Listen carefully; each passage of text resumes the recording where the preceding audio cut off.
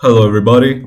Welcome back to our series changing F1 history through F1 Challenge 9902. We're currently right on board with Gianfranco Comonti in the final race of the 1951 season at our home quote unquote Grand Prix, the Monza Grand Prix, and we're riding on board in qualifying right here. And thank you so much for the support this series has been getting so far. I cannot believe we're already 2 seasons down, and this will also be a very short qualifying. You will just see right here. I die again, and we're just gonna go ahead and check the starting grid in a second.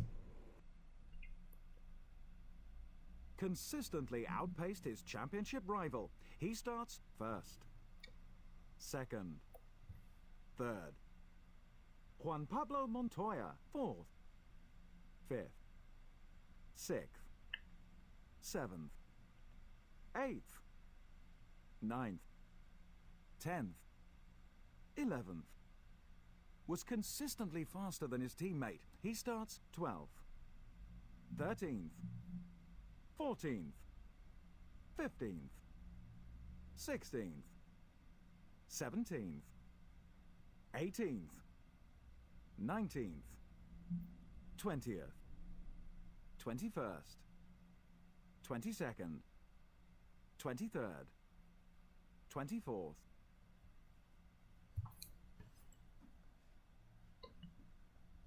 And here we go. We're lined up into the starting grid of the race. And off we go. Pretty poor start from us. I mean, I don't know why we've been pushed into the pit lane. We kind of ran off the pit marshal there. We're already in the top 10. Stellar start after the 2 seconds. We just essentially just stood there waiting for the AI. We're currently up to 6th and down into the first corner. We overtake Tarufi there. And we are passing Shao and Figioli there already. We go past the place we crashed last time around, and we have also passed Juan Manuel Fangio, and we are up into the lead. Also, I don't know why our tires are so glassy. I did not realize why. There's also some chaos going on behind. This is I think this is Manzan. He spins around the car, it causes a lot of commotion there. I think that's also Joe Kelly crashing into him. And here we have another crash. I think this is Felice Bonetto there just dying in the course. That's Peach Serafini, and yeah, it was Joe Kelly there, and it was Levesque, it was not Manzan. But Manzan has also retired, as you can see in lap 1. A lot of retirements already. That's Sterling Moss. Just stuck in the middle of the track yet again, stalling. We go to the... oh my goodness, into the middle of lap 2. We lose control of the car there, but successfully kind of save it. We have some suspension issues, as you can see. Our car drifts to the left. This will be very difficult to handle here in Monza. And also Fangio cut down our difference, but the AI are really slow in these corners, and it's just not good, is it?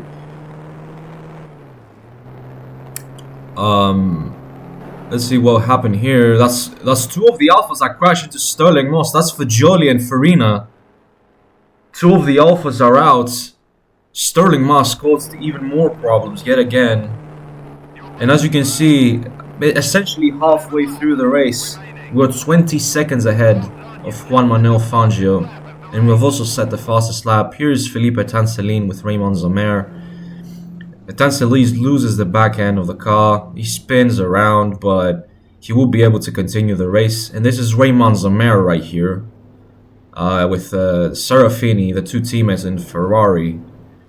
Zamer here loses the car. He hits the hay bales there and just hits the stand of the cameras and is out of the race. Here's Jeffrey Crosley. He lost the car at the same spot. He hits the camera stand, but he will be able to reverse, I think, and he will continue the race for now. And also, can I just say how beautiful these Alta cars are? I did not have the chance to say so. And And here we have the going into the last lap, not in blow of action again. We are like 1 minute in front of Juan Manuel Fangio. So I will take this opportunity as the last lap to, I'm gonna essentially show it all of you. And again, thank you so much for the support in this series. I have been dreading, like, I didn't really think that I would have the support that it will have. I mean, hell, like, for some of the people, 30 views is like nothing, but for me it's actually like really important. Imagine 30 people just watching a random ass series of somebody going through the history of Formula One and trying to change the outcomes that it had. There's also a lot of things coming up.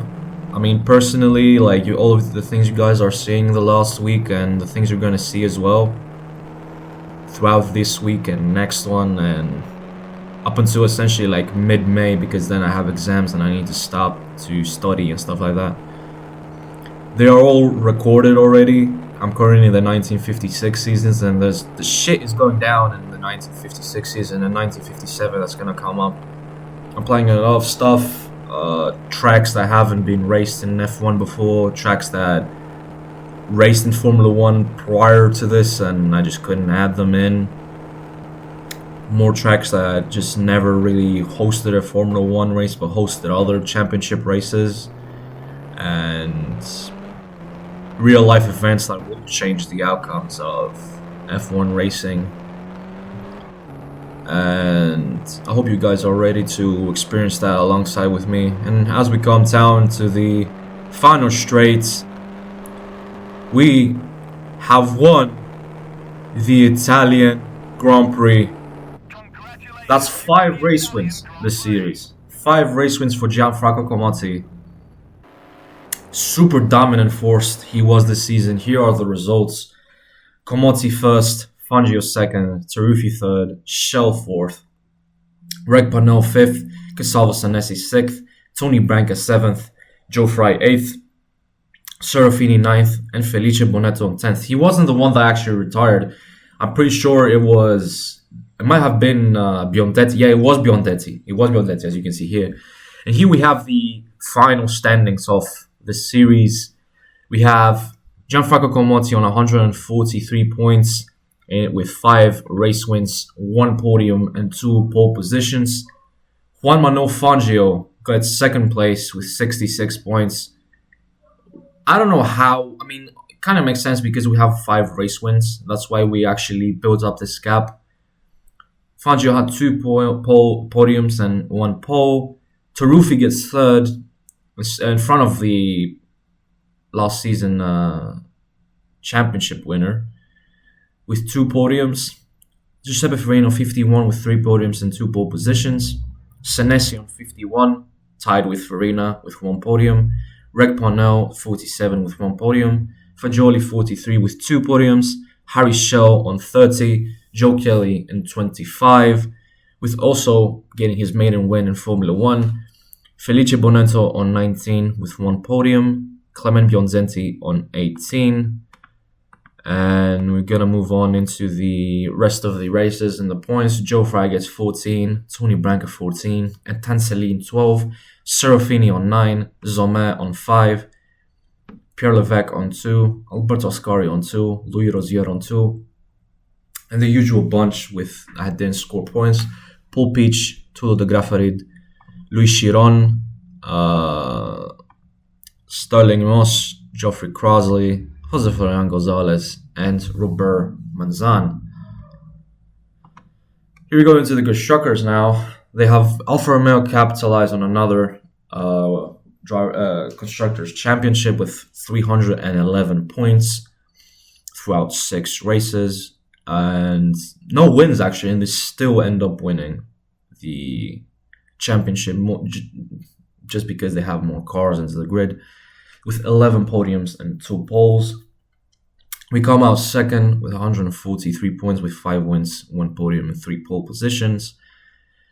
Scuderia Milano out of nowhere get 3rd place with 1 podium. Cooper get 30, Maserati gets 28. Alta get their also first maiden win, and they finished on 25 points. Essentially, all points came from that win. Talbot Lago finished in front of Ferrari with 16, Ferrari on 15, and ERA and Gordini round up this season with 0 points, which is kind of weird for Gordini, expecting Manzano to actually get a couple of points in this season. But anyway, that's it for this season. The 1952 preseason will start soon, which you guys will find out who are we driving as for next season, who drives where, and what races will also happen in next season. Thank you so much for watching, and I will see you guys into the next one. Take care.